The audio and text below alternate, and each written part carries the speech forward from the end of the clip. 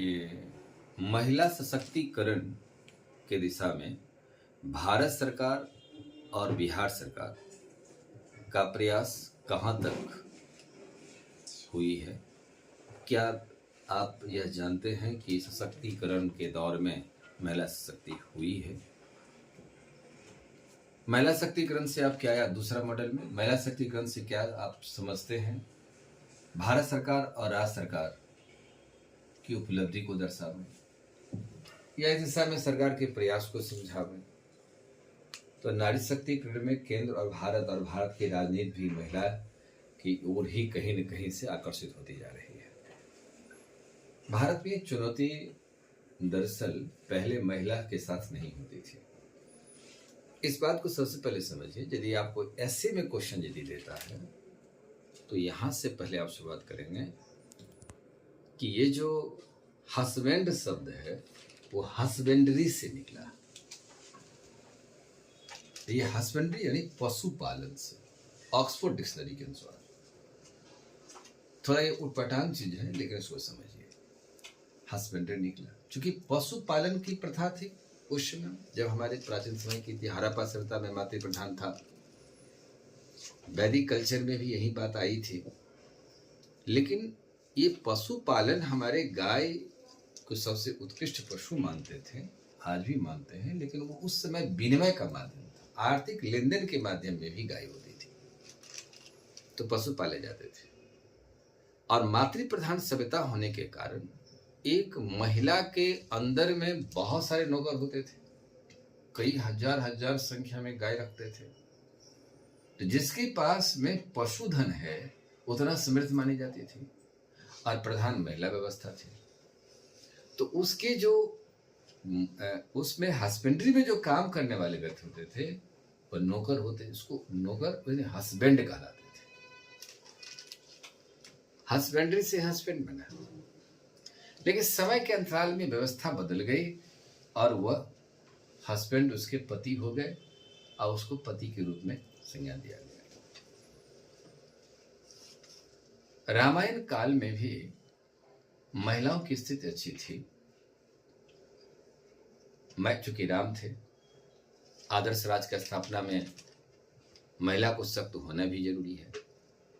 जैसे एक आदर्श परिवार की स्थापना हम जब करते हैं तो यह देखते हैं सबसे पहले कि महिला का अधिकार वहां पर कितना सही ढंग से दे जा रहा है, सशक्त महिला कितने हैं उसमें।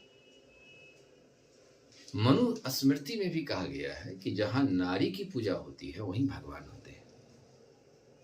रम्यन्ते तत्र देवता। जहां नारी की पूजा नहीं है वहां जंगल है। तो नारी हमेशा भारत में पूजनीय है। भारत में नारी शक्तिकरण के लिए कोई आंदोलन की आवश्यकता नहीं है, अपनी संस्कृति अपनाने की आवश्यकता है। क्योंकि नारी की पूजा हम करते हैं।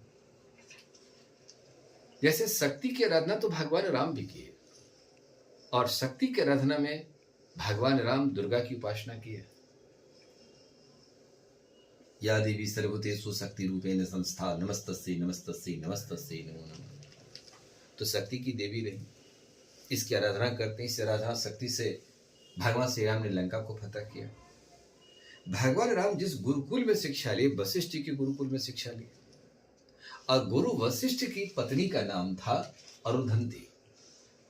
वो संगीत सिखाते थे, वो संगीत की शिक्षिका थी। जो गुरु वशिष्ठ के साथ साथ ये जो उनकी पत्नी अरुंधति थी वो शिक्षा संस्कृत वह संगीत की शिक्षा देते थे। संगीत का प्रेमी हमेशा समाज की में शांति और अमन सदैव चाहता है। संगीत को अरस्तु ने भी कहा था, उसके बाद प्लेटो ने भी कहा था, मानसिक औषधि है, लेकिन धीमी गति से संगीत सुनना चाहिए। संगीत की जो ध्वनि है तीव्र स्वर में आने से यह हमारा नर्वस सिस्टम उसको कंट्रोल नहीं कर पाता है। इसलिए अभी आपका जो संगीत डीजे डांस पर जो आप लोग देखते हैं या सुन रहे हैं वह हमारे स्वास्थ्य के लिए भी उचित नहीं है। इतनी बड़ी तेज ध्वनि में संगीत सुना ही नहीं जा सकता है। कोई भी ट्रांजिस्टर है या टीवी घर के अंदर है वो धीमी आवाज में ही चाहिए, उस रूम तक ही सिमट के रहना चाहिए। तो संगीत प्रेमी विषधर भी होता है। जब संगीत का प्रेमी संगीत जब गाता है, वो भी डांस डांस करने लगता है, वो भी श्रवण करता है। तो आपकी विचारधारा को क्यों नहीं बदल सकता है? इसलिए भगवान ने महिला की आवाज बड़ी ही सुरीली दिया। पुरुषों की आवाज में तो लगता है कि उसकी झिल्ली है ही नहीं, फटाफट फटाफट बोल देता है। तो संगीत का प्रेमी महिला आदि काल से ही, यानी रामायण काल से ही होती रही। संगीत समा बांध देता है, किसी को एक व्यवस्था से जोड़ देता है, उस समाज से जोड़ता है, राष्ट्र जोड़ता है। इसमें साहित्यकारों जो रचना किए हैं उसको हम भिन्न भिन्न शैली में गाकर समझकर एक सामूहिक गान दिया। इसलिए आवाज दो हम एक हैं। राष्ट्रवाद को शिक्षित भी करता है, यह पोषित कर रहा है राष्ट्रवाद का। ऋग्वेद में जो वेद भगवान के मुख से निकला हुआ शब्द है, इस ऋग्वेद में भी गार्गी, घोषा, अपाला, लोपामुद्रा जैसी महिलाएं हुई। सभा समिति की चर्चा होती, जो महिला भाग लेती थी। जिस समाज में, जिस काल में महिलाओं को सम्मान भारत ने दिया, हम विश्व को नेतृत्व किया। इसलिए आधी आबादी को सशक्त होना समय की मांग है। आधी आबादी क्यों कमजोर हो गई? भारत में कुछ जिम्मेदार प्रथाएं उद्भव हुआ। जब मध्यकाल का दौर आया था तो भारतीय महिलाएं इसकी सबसे अधिक शिकार हुई। आज भी शिक्षा में पिछड़ी है पुरुषों की तुलना में। वजह है उस मध्यकाल में तुर्क आक्रमणकारी या जो भी आक्रमणकारी हमारे भारत में आया, वो हमारी महिला पर गलत नजर रखा। नतीजा है कि महिला उस मूल धारा में शामिल नहीं हो पाई। आजादी के लहर में महिला की भागीदारी हुई, आजादी भी मिली। महात्मा गांधी ने अखिल भारतीय महिला सम्मेलन 23 दिसंबर 1936 को विभाजित हुए थे, तो उसमें गांधी जी भाग लिए। गांधी ने यही बात कहा था, अबला नारी यदि सबला हो जाए, असहाय यदि शक्तिशाली हो जाए, तो समझ लिया जाए कि महिला शक्तिकरण का दौर आ गया। B.R. अम्बेडकर ने, बाबा साहब अम्बेडकर ने भी सामाजिक न्याय के लिए, सोशल जस्टिस के लिए महिला शक्तिकरण का होना उचित बताया। यदि महिला सशक्त नहीं होगी तो सोशल जस्टिस नहीं मिलेगा। महिला एक दीपक के समान है। जिस घर के अंदर महिला होती, जिस समाज में महिला की प्रधानता होती है, जिस व्यवस्था में महिला रहती है, वो चारों अंधकार फैला दे, अंधकार को प्रकाशित कर देती है। लेकिन यदि ये महिला की दीपक बुझ जाए तो उस घर के अंदर सब कुछ संदिग्ध अवस्था में आ जाता है। मनु ने तो यही बात कहा था, जिस घर में महिला नहीं है वो राक्षसों का साम्राज्य है, वो जंगली साम्राज्य है। तो जंगली शासन से मुक्ति दिलाना है, अंधकार से प्रकाश की ओर जाना है, तो महिला है। और यह हमारी भारतीय संस्कृति ने सब जगह, हर जगह पुरुषों के चेहरा के सामने महिला के चेहरा के सामने पुरुषों को खड़ा कर दिया। कभी उसके पिता के रूप में, कभी उसके पति के रूप में, कभी उसके पुत्र के रूप में। मुखाग्नि भी मुक्ति दिलाएगा तो पुत्र ही दिलाएगा। तो महिला शिक्षा उसमें भी पिछड़ गई। महिला 2-4 संतान आगे बढ़ता चला गया और यही चीज हमारी जनसंख्या व्यवस्था को और भी असंतुलन कर दिया। जबकि हर क्षेत्र महिला पहुंच सकती है। अब तो हर क्षेत्र में महिला पहुंची, सशक्तिकरण का पर्यावरण है। इस पर्यावरण बनाने के लिए लोकतांत्रिक विचारकर्ता, जो भारत की संविधान कहती है कि स्वतंत्रता, समानता और बंधुत्व, यह चीज हमने फ्रांस की राज्य क्रांति की नारा थी और 1789 की फ्रांसीसी क्रांति की नारा को हम यहाँ भारत के संविधान के प्रस्तावना में रखे। भारतीय संविधान के अनुच्छेद 15 में सार्वजनिक स्थानों में महिला के संरक्षण की बात कही गई है। आर्टिकल 23 में कहा गया कि दास प्रथा में दासत्व व्यवस्था नहीं रहेगा। मानव का क्रय विक्रय, बलात्श्रम कोई किसी से नहीं कर सकता है। इसके लिए सरकार ऑपरेशन करेगी। एक सशक्त महिला एक कुल की दीपक है, जो एक दीपक को उठाकर दूसरे परिवार में जब शिफ्ट किया जाता है विवाह के द्वारा, तो वह 2 कुलों को जोड़ती है। इसलिए महिला के ऊपर समाज का ज्यादा जिम्मेदारी है। सामाजिक व्यवस्था तब तक जिंदा रहेगा जब तक कि महिला है। यदि महिला इस समाज के भीतर नहीं रहेगा तो सबसे पहले ये शब्द खत्म हो जाएगा। जो किसी भी समय अपने आप को नाम लेते हैं, वो मां शब्द हो जाती है, वो गौन हो जाएगी। इसलिए मां ममतामयी है, करुणामयी है और इस करुणा को अपने आत्मसात करने का विषय आ चुकी है। महिला में अब ये कैसे महिला सशक्तिकरण हो सकता है? तो जिस समाज के भीतर में शिक्षा, स्वास्थ्य, आर्थिक स्वतंत्रता, सुरक्षा, राजनीतिक भागीदारी यदि बढ़ जाए तो सशक्त महिला का वातावरण बनेगा। लेकिन रविन्द्रनाथ टैगोर ने कहा था कि शिक्षा वैसा होना चाहिए कि पाठ्यक्रम की शिक्षा नहीं हो, शिक्षा हमारा ऐसा हो जो हमारे विषय वस्तु और संस्कृति को आत्म व्यवस्था से जोड़ने का कार्य कर सके। ऐसे शिक्षा महिला भी ग्रहण करे, पुरुष भी ग्रहण करे तो शिक्षा के मर्म और कर्तव्य भी स्पष्ट हो जाएगा। केंद्र सरकार ने महिला सशक्तिकरण की दिशा के लिए बहुत सारे कदम उठाए हैं। जब से नरेंद्र मोदी की सरकार आए हैं तो उन्होंने उज्ज्वला योजना दिया, जो महिला के स्वास्थ्य को सबसे बड़ा हानि पहुंचाती थी कि लकड़ी जलाने पर खाना बनाते थे। आज हम उज्ज्वला योजना के तहत फ्री में गैस सिलेंडर कनेक्शन दे रहे हैं। आज सबके घर में खाना बन रहा है। तो बहुत सारे अग्निकांड होते थे तो महिला सबसे अधिक प्रभावित होती थी। किसी परिवार की यदि आर्थिक स्थिति अच्छी हो जाती है तो महिला को सबसे अधिक शांति थोड़ी बहुत आर्थिक रूप से मिलती है, सुख मिलती है। लेकिन यदि आर्थिक रूप से दुखी है वो परिवार तो सबसे अधिक कष्ट महिला ही भोगती है। इसलिए उज्ज्वला योजना ने बहुत सारी व्यवस्था को प्रकाशित किया। सुकन्या समृद्धि योजना, मुद्रा योजना, मुद्रा योजना में सरकार हर संभव व्यवस्था किया है। अब आप देखिए स्टार्टअप योजना में 48% महिला कहीं ना कहीं से उस संस्था का डायरेक्टर की भूमिका में, चीफ की भूमिका में। मुद्रा लोन योजना में 69% महिलाओं को प्रदान की जा रही है। मातृत्व अवकाश जो पहले 12 सप्ताह था आज 26 सप्ताह किया गया। तो मातृत्व अवकाश में भी आया कि एक नारी अपना उस जीवन कर्तव्य पथ को ध्यान रखे कि एक सही अर्थ में वो वंश को वृद्धि भी कर सकता है। तो भारत सरकार इस दिशा में महिला को यह जो अधिकार है, जो ब्रह्मांड में सिर्फ और सिर्फ महिला को अधिकार दिया गया है, ये अधिकार भी उसकी बनी रहे तो ये अवकाश की व्यवस्था किया। लखपति दीदी 3 करोड़ लोगों की बनाने की, महिला की लखपति बनाने की योजना है जो सरकार बहुत बेहतरीन दिशा में कदम उठा रही है। स्टार्टअप में SC ST और OBC को 50,000 रुपया दिया जा रहा है। बेटी बचाओ बेटी पढ़ाओ योजना जो नरेंद्र मोदी की सरकार ने हरियाणा से शुरुआत किया था वो आज धीरे धीरे आगे बढ़ती जा रही है। हरियाणा में जिस घर का नाम बेटी के नाम पर रखा जाता है उसके नाम घर के आगे में से संरक्षण प्रदान की जा रही है। इस प्रकार से शिक्षा में नामांकन जो 2014 के बाद से देखा जाए 1.57 करोड़ से बढ़कर 2.18 करोड़ नामांकन में वृद्धि महिला की हुई है। लोकसभा और विधानसभा में नारी बंधन व्यवस्था के तहत 106वां संविधान संशोधन के तहत 33% महिला की आरक्षण जो लंबे समय से विचाराधीन था भारतीय संसद के भीतर में, इसे भी पूरा करने जा रही है और 2026 के नया परिसीमन से लागू करेगी तो 2029 से यह चीज लागू हो जाएगा। तो इस प्रकार नारी सशक्त आवाज, सशक्त वातावरण, सामाजिक, आर्थिक, राजनीतिक रूप से सशक्त होती जा रही है और सशक्त महिला ही देश की एक आधी आबादी जो समाज में योगदान नहीं दे पा रही थी, राष्ट्र योगदान नहीं दे पाती थी, भारत में GDP कमजोर पड़ रहा था, इसको बढ़ाया जाएगा।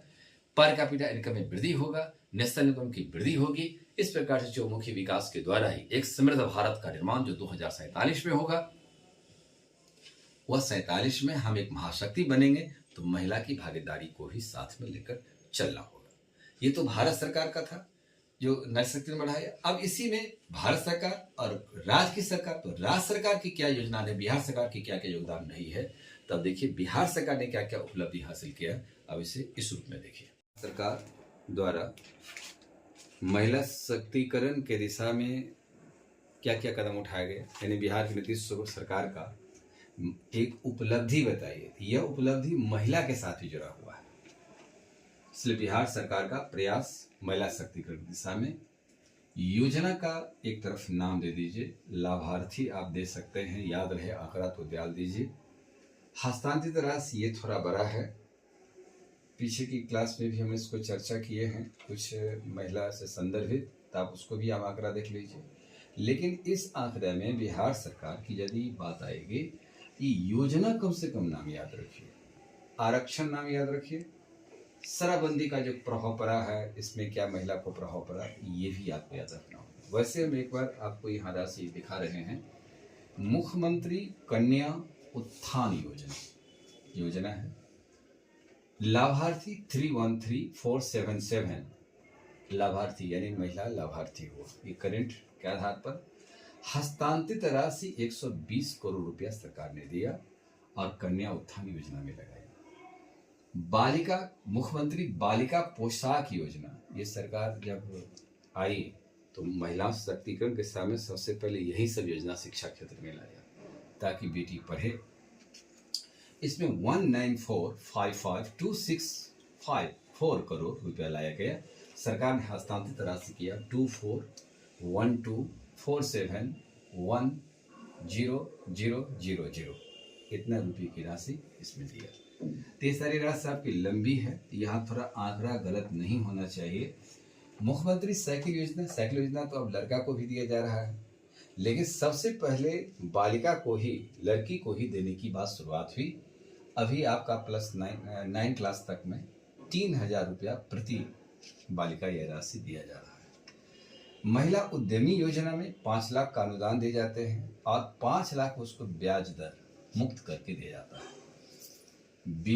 मुख्यमंत्री विवाह योजना में उसमें 23218 महिलाओं को उसमें अभी तक लाभार्थी हुआ है और इस दिशा में सरकार ने 5163.65 लाख रुपये खर्च किए। सिविल सेवा प्रारंभिक परीक्षा में देखा जाए तो प्रारंभिक परीक्षा में यदि यूपीएससी क्वालिफाई करते हैं आप तो 1 लाख रुपये दे जाते हैं, बीपीएससी क्वालिफाई करते हैं तो 50,000 रुपया क्वालिफाई में दिए जाते हैं। तो यूपीएससी में 102 महिला को अभी तक दिया जा चुका है वर्तमान वित्त वर्ष के आंकड़े को छोड़कर, और 1615 बीपीएससी की छात्राएं जो पीटी पास किया उसको 50,000 रुपया दिया गया। तो ये आंकड़ा छोटा आंकड़ा है, 102 यूपीएससी में और 1615 बीपीएससी में दिया गया। किशोरी स्वास्थ्य योजना में 282.44169 ये इतनी राशि हस्तांतरित राशि इसको प्रदान की गई। लक्ष्मीबाई सुरक्षा पेंशन योजना, बालिका प्रोत्साहन योजना जो है स्नातक और +2 के छात्रों को दिया रखा जाए तो सरकार की यहाँ उपलब्धि रही है कि लाभार्थी 377986 ये स्नातक का रहा, जिसे 50,000 रुपया प्रति छात्राओं को दी जाती है। उसमें किसी प्रकार का वर्ग जाति का विद्वेष नहीं है। +2 में इंटर पास में 285922 जो 25,000 प्रति बालिका को दिया जाता है। शराबबंदी के संदर्भ में देखें, बिहार सरकार के सबसे चर्चित और महत्वाकांक्षी नीतीश कुमार की योजना है शराबबंदी कानून, जिसको फिर लागू करने के लिए पूरी शक्ति लगाए।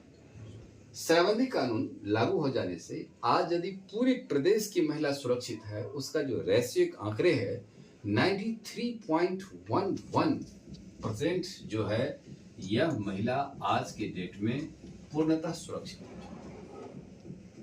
कारण जब शराब लोग पीता है, यह खुली छूट थी तो हिंसा होती थी, लॉ एंड ऑर्डर प्रभावित होता था, महिलाएं घर से बाहर निकलने में थोड़ी असोकर्ज होती थी। घरेलू हिंसा में 91.73, अभी जितना ऐसा नहीं घरेलू हिंसा भी नहीं हो रही है, लेकिन 91.73% घरेलू हिंसा में कमी आ गई है। महिला आर्थिक रूप से बिहार में सक्षम होती जा रही है, इसकी दर बढ़ी है और वो आशांतित सफलता की ओर बढ़ा है। 87.75% महिला आर्थिक रूप से सक्षम होती जा रही है। अब सरकार ने भी महिला को बैंक में अकाउंट खुलवा दिए, तो उस अकाउंट में स्वाभाविक है जब खुलता है तो महिला की पहुंच बैंक तक जाएगी तो महिला की राशि में वृद्धि होगी। 181 हेल्पलाइन पर केस दर्ज टोटल 2024-25 में देखा जाए 3512 यानी 3512 3512 दर्ज हुआ। इसमें से 2768 इतनी मामला को डिस्पोजल कर दिया गया यानी निष्पादन हो गई है। यह हेल्पलाइन के माध्यम से आप केस दर्ज करते हैं, वो सरकार उसका निदान कर रही है। ये भी सरकार की उपलब्धि है। जो पहले कभी महिला को न्याय नहीं मिलती थी, वो न्याय मिला। अब अम्बेडकर ने क्या कहा था कि सामाजिक न्याय के लिए महिला सशक्तिकरण होना जरूरी है। तो ये एक आधुनिक वातावरण में एक बेहतरीन पहल वर्तमान बिहार सरकार की है। आरक्षण के बारे में देखा जाए तो पंचायती राज 2006 से सरकार ने नीतीश कुमार के रीजन में जो चुनाव हुई 50% महिला को आरक्षण दिया और भारत का पहला राज्य बिहार था जहां महिला को 50% लोकल सेल्फ गवर्नमेंट में मिला। नगर निकाय 1 साल के बाद चुनाव हुई 2007 में 50% आरक्षण वहां भी दी गई। प्रारंभिक शिक्षक 2006 में 50% महिला को रखा गया कि बच्चे जब बाल्यावस्था में जब अध्ययन करें तो वहाँ कम से कम तादाद की संख्या महिला की रहे। बिहार पुलिस में 2013 में 35% रिजर्वेशन की गई। सरकारी सेवा 2016 में 35% महिला को रिजर्वेशन दे दिया गया। शैक्षिक संस्था में 33% रिजर्वेशन फिलहाल दिया गया। इस प्रकार से चारों ओर से महिला शक्तिकरण की दिशा में सरकार के पर्यावरणीय वातावरण है और हर संभव व्यवस्था सरकार के द्वारा उठाए जा रहे हैं। इसलिए इसे बिहार का एक गुड गवर्नेंस की दिशा में देखा जाए तो एक बेहतर पहल है। इस पहल में निश्चित है कि ये सरकार अपनी व्यवस्था को जिस तरीका से दुरुस्त किया और महिला के साथ जो समस्याएं थी उसका निदान करने में सफल हुआ, इससे राजनीतिक लाभ भी वर्तमान सरकार को प्राप्त होना स्वाभाविक है।